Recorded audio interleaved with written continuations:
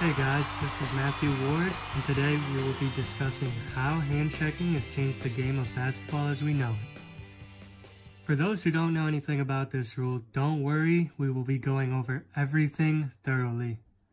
Being a diehard fan of basketball for roughly 17 years on the couch and on the court has provided me with some issues I would like to address.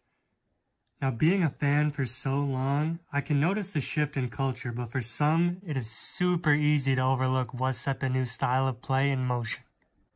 Players are breaking records left and right, and we just have to take a step back and wonder if hand checking has had anything to do with it. I'm here to provide information, and let's see what you decide. Alright, so for those who don't know, I'm going to go over what exactly hand checking is and what had happened to this rule so we can get into more detail later. Hand checking is basically an illegal way to defend a player in basketball. A defender cannot use his arms or hands to physically slow down a player on offense. He cannot keep them from freely moving where they want to go on the court.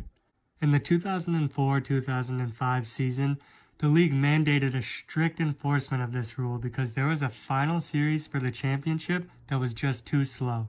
It was full of defense and not a lot of scoring to keep the fans interested. People simply complained the game was not fast enough. Go figure, right? Getting rid of contact allowed players to maneuver and get to the hoop with ease if perfect defense was not played. You'd think players would be happy about it, right? Well, not everyone. Basketball legends as well as analysts, Shaquille O'Neal, Kenny the Jet Smith, and Charles Barkley, some of the most respected players of all time, had a lot to say.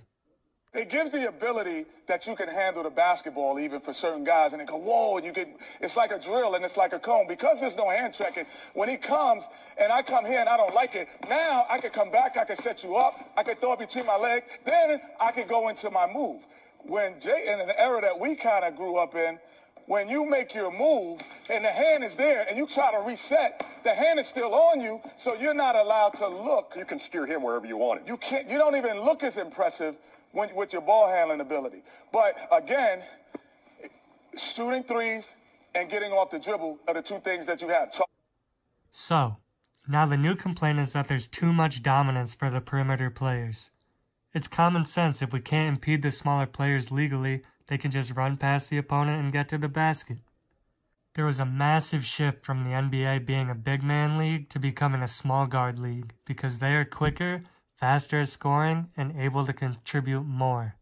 All because of one simple rule. The dominance of the big man vanished and the culture changed. We are seeing the product with the new generation of players coming into the league, and if you don't believe me, you can probably catch some of the players practicing at your local arcade. These guys try to get as many shots off as possible. 1 year after the rule change, the league made 1,500 more threes, and the numbers kept climbing. Is it a coincidence? You be the judge. Comparing different eras is always difficult, but there are no rule changes in sight to regulate these outside shots. So we have to ask ourselves, is this good for the NBA? Too much scoring? And will hand checking come back? Alright guys, well that concludes it for today, and I'll be back on the next episode getting more into statistics.